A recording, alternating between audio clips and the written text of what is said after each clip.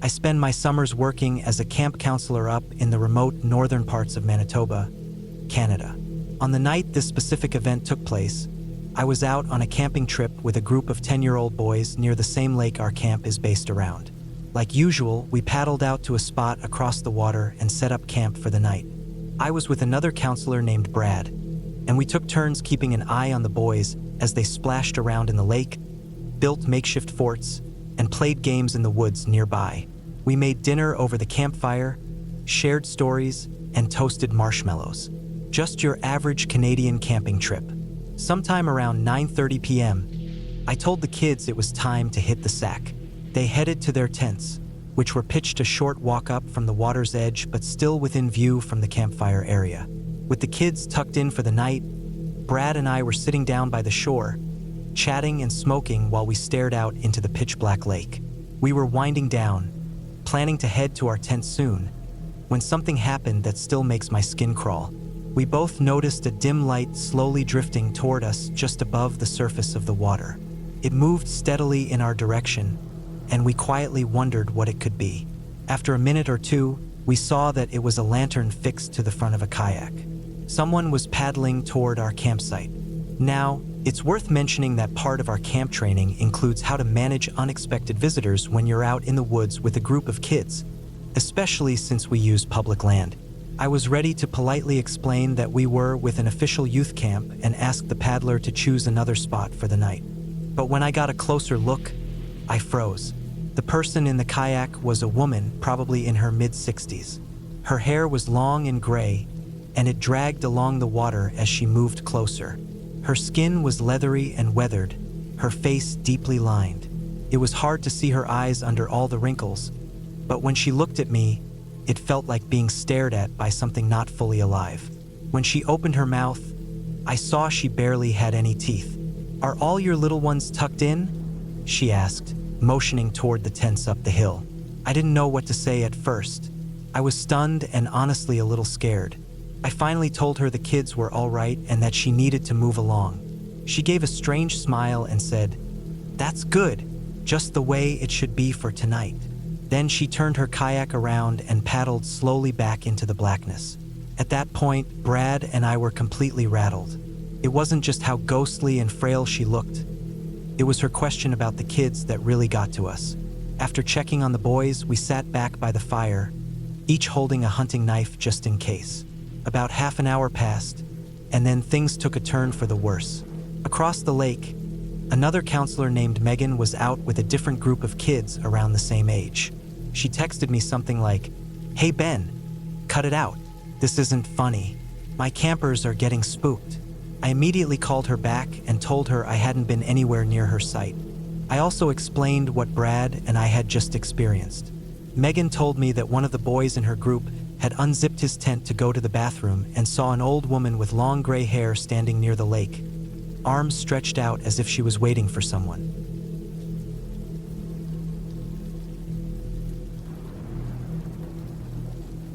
This took place about a couple years back, and since the date recently came and went, I figured it's time I finally put this out there. My partner and I were on the second night of a weekend camping trip at a well-known campground roughly 30 minutes from where we lived. Just for context, my partner is a person of color, and we live in a mostly white, very conservative, often prejudiced area. That's important to remember. Our first night, we kept hearing strange sounds coming from the woods around us. The site to our right was taken, but the one on the left was empty. Campsites in that area were spaced about 150 yards apart. We had actually used the same exact campsite the summer before, so we were familiar with the general layout and the kinds of wildlife around there. That night, we noticed something moving outside our tent. Whatever it was, it sounded big, stepping around slowly. We figured it had to be a deer or maybe a raccoon and tried not to think too much of it. But now for the part that still makes my stomach drop. It was the 10th of August. Earlier that day, we visited a Civil War memorial park in a nearby town with my folks. My partner had planned the outing as a surprise. He proposed to me there. We hung out with my family until the evening, left around 6 p.m., and then headed back to our tent. When we got back, something felt off immediately. It was clear that someone had been in our tent while we were gone. The blankets were tossed all over, clothes were lying on the floor, and my backpack had been tampered with. A few of my undergarments were missing, but we were dumb 19-year-olds at the time. We told ourselves that whoever broke in had already left, hadn't taken anything valuable, and probably wouldn't come back. We made a fire, cooked some hot dogs and marshmallows, smoked a couple cigarettes, and tried to enjoy our engagement night.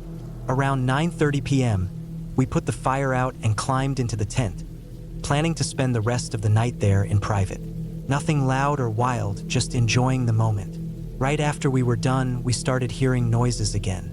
This time, we paid close attention. Clear footsteps, and then, unmistakably, a man's whisper. We glanced at each other, eyes wide. There was absolutely someone outside the tent.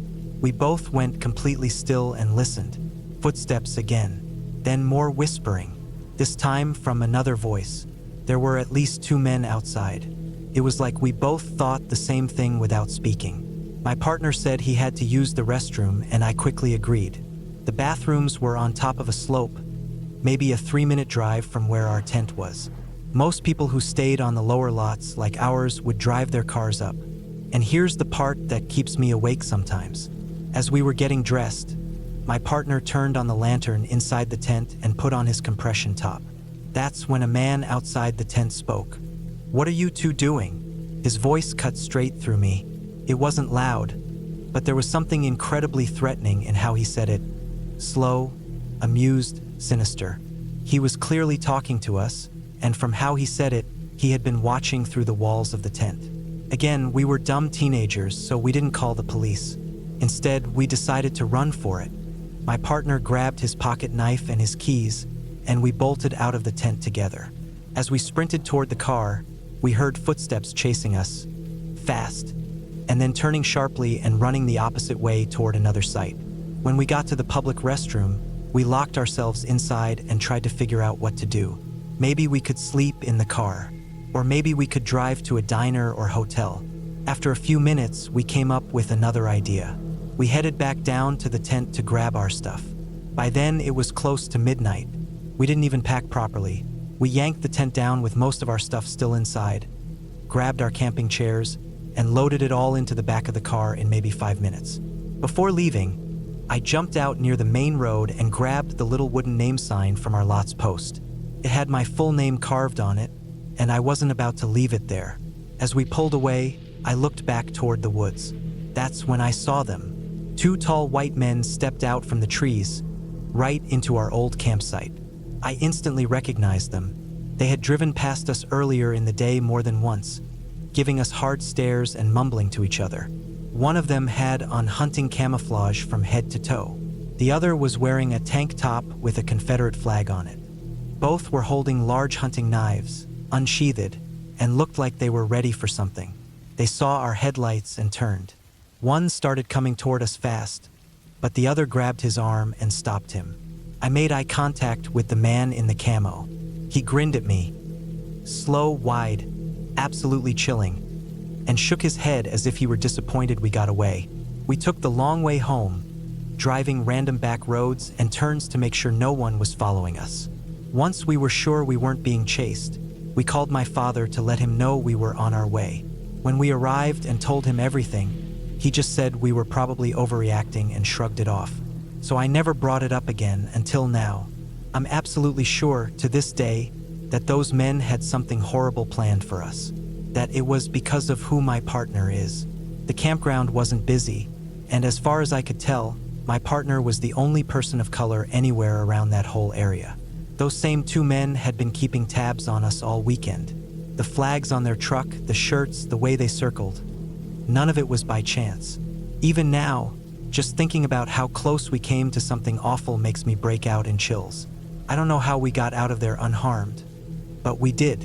And to the men who stalked us that night with knives, that wasn't the end of me.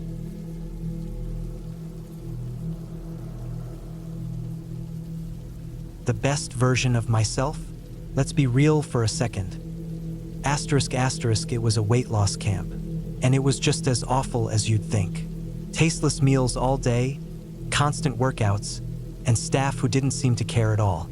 The program was held on a small college campus, and they had us staying in student housing, 2 girls in each room. Still, I was hopeful that the summer wouldn't be a total disaster, especially since the girl I was sharing a room with seemed like a cool person.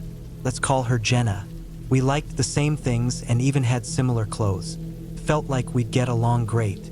We'd stay up late whispering about sneaking out of camp, complaining about giving up our phones, though I had secretly smuggled mine in, and venting about our families, especially for sending us to this place.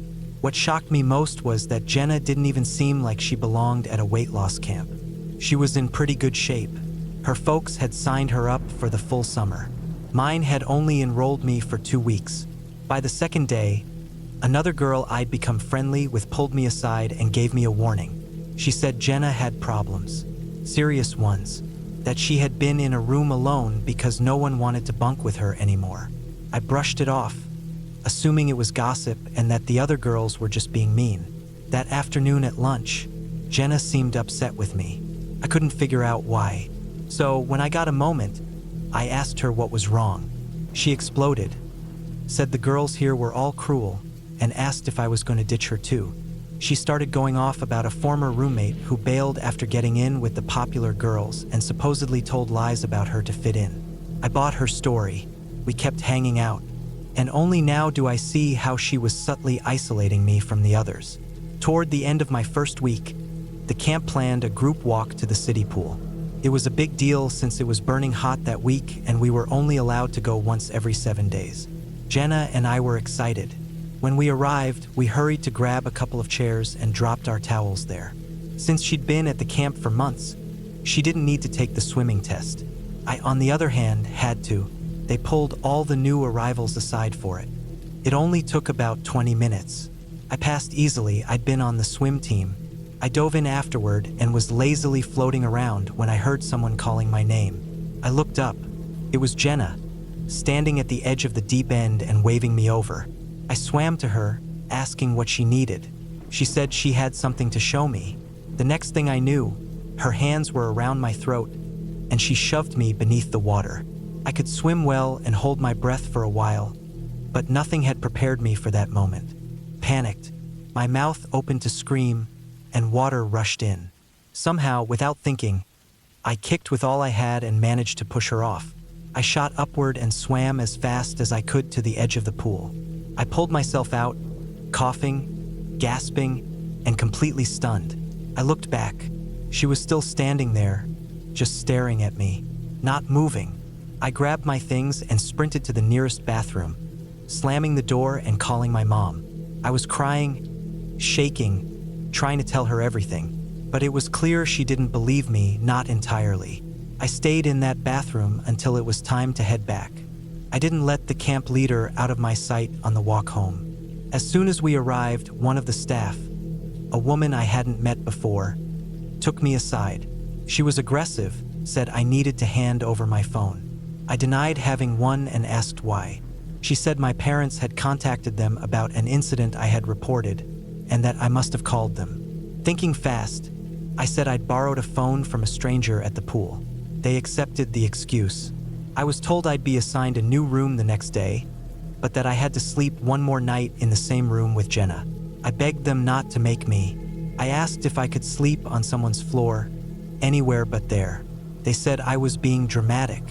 As soon as I was left alone, I ran to another bathroom and called my mom again. That's when I learned the full story about Jenna. I wasn't her second roommate or even her third. I was the 6th girl to stay with her. 3 of them had gone home early. The other 2 had switched rooms as soon as they could.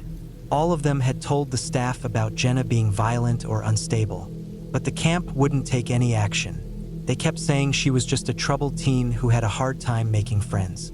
That's what they told my mom too. That night, I didn't close my eyes once. Neither did Jenna. She stayed sitting up, watching me from across the room. The entire night, I could feel her gaze on me. My phone was in my hand the whole time, thumb on the emergency dial. When the sun finally rose, I nearly broke down from relief.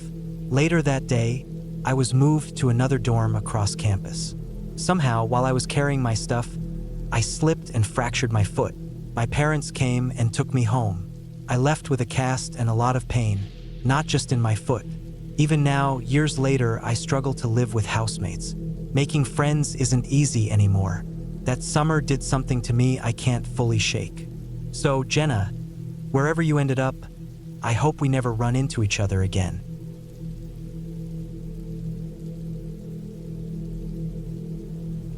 I've spent most of my life hiking solo, backpacking, and hunting all around Washington state. The outdoors has always felt like home to me, and I've always had a deep respect for the wilderness. A few summers back, my wife, our young daughter, and our 2 German shepherds went on a camping trip not far from Mount Adams. I'm including the GPS coordinates where we set up. It was a great little hidden spot that worked well for us and the dogs, since they need space away from other animals and people. They're protective and tend to bark at the slightest sound. It wasn't a designated campground, just a nice curve off a Forest Service road, open enough to park, shaded with tall pines, and it even had a fire ring. That first night, my daughter asked if she could sleep in her own 2-person tent right next to ours. It was barely a yard away from the tent my wife and I shared. We let her, but had our male shepherd, Thor, sleep in there with her. He's our more fearless one. Neither my wife nor I slept that night. We both heard slow, deliberate steps, not the fast scurrying of small animals. These were heavier. We're both cautious by nature, and I had just read about a man in Nevada who had been shot in his tent next to his young daughters not long before we left. So I came prepared. I brought my rifle, and we each had a sidearm. The dogs are excellent at sensing danger, and with Thor next to my daughter, I felt okay letting her have her moment of independence. I knew nothing would mess with her without him raising hell. Still, we had a bad feeling all night. The footsteps and uneasy feeling didn't go away. Eventually, I convinced myself it was just some deer passing through. The next morning, we took a walk along the road. About 100 yards out, I noticed what looked like an old access road with a rusted-out gate post overgrown with weeds. There wasn't a gate left, just the posts. Something bluish caught my eye down that path, and Thor immediately took off sprinting toward it. My stomach dropped. I was scared he might have seen another family camping and was going to get himself in trouble or scare someone badly. I bolted after him with my wife and daughter following. He stopped maybe 20 feet in. I caught up and yelled his name, but he didn't move. I looked ahead, no people, no tents, but something felt wrong. I called out, "Hello? Anyone out here? Sorry about the dog," but got nothing back. I felt the need to check the area just to see what was going on. As I got closer, it became clear the site wasn't normal. It had all the usual stuff: cooler, portable stove, blankets, even a tent and a fold-up table. But everything was trashed. It looked like something with claws had torn through every single item. The tent was shredded. The table was flipped. The propane tank and cooler were dented and crushed in a way that didn't make sense. It wasn't snow, the spot was covered by trees. We paced around, confused. Who would abandon that much gear, especially high-end items like an REI tent? I figured maybe someone had to leave in a rush, and wild animals finished the job. That was the only explanation that made sense. Later that day, my daughter and I were tossing a ball around near the tents. My wife walked about 25 yards off into the trees for a bathroom break. I couldn't see her from where we were. Suddenly, Thor took off again, this time in a straight sprint toward where she was. That was not like him. He normally stayed glued to my side unless told otherwise. I took off after him. My wife had started running toward me, and I instinctively reached for my pistol. Thor had shot past her and kept going another 30 or so yards into the woods before stopping when I yelled. Our other shepherd, Luna, didn't budge the whole time. That was the weirdest part. She's always the one in front during hikes, acting like the lead scout. But right then, she stayed tight against our daughter and wouldn't leave her side. She was alert and tense, her fur puffed out, acting like she wasn't about to leave us for anything. When I caught up, I asked my wife what had happened. She said, "I was just about to go when I got that feeling. Like the hairs on my neck stood up. I knew something was watching me. Then Thor came tearing through the brush and I ran back toward you. We spent about 10 minutes checking the area. No broken branches, no footprints, nothing out of the ordinary. We didn't see or hear anything that could explain the dog's behavior. It was already getting late, so we decided to stay one more night, but all of us would sleep in the big tent together. Before bed, I made a simple tripwire alarm around our site, just a piece of string wrapped with keys and coins in an old breath mint tin. I zip-tied it in place so anything brushing the line would rattle it. It wasn't fancy, but it gave my wife some peace of mind. While tying the last stretch near our tent, I noticed something strange. Another old rope was tied to the same tree, almost invisible at first because it was brown and weather-worn. It was broken in spots, but clearly, someone had once tied it up at the same height I had, maybe 8 or 9 inches off the ground, and it still had a couple rusted washers hanging from it. That really shook me. Someone else had once camped here and used the same kind of improvised warning system, probably a decade ago or more based on the state of the rope. Suddenly, I felt like we weren't the first ones to be spooked in this spot. That night, just before sunset, I had my wife and daughter sit in the truck and I emptied a magazine of my .45 into the dirt, hoping it would let anything or anyone nearby know we weren't easy prey. I told them, if anyone heard that, they know we've got dogs, guns, and we're not worth the risk. That night, it was quiet. No strange noises. The dogs didn't growl or get up once. We left just after sunrise. Now, years later, I watched that Missing 411, the hunted documentary on Amazon, and it all came flooding back. One of the clusters of disappearances is almost exactly where we camped. It gave me chills thinking back to that ruined campsite, the torn tent, and the crushed gear. We've been camping a lot since then and have had great experiences, especially in the Northwest. But I'll never forget that place. Something happened there, something not right, less than the length of a football field from where my family slept. And to this day, I thank God Thor was on high alert that day.